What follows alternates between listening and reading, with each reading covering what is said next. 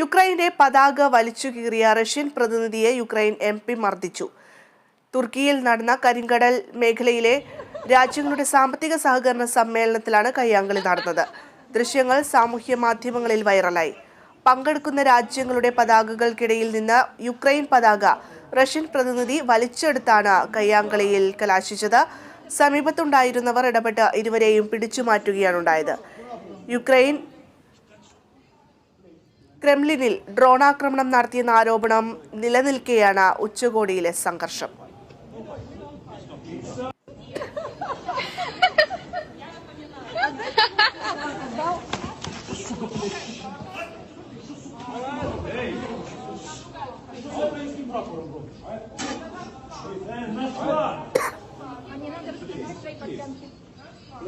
Что с украинским прапором робиш, а?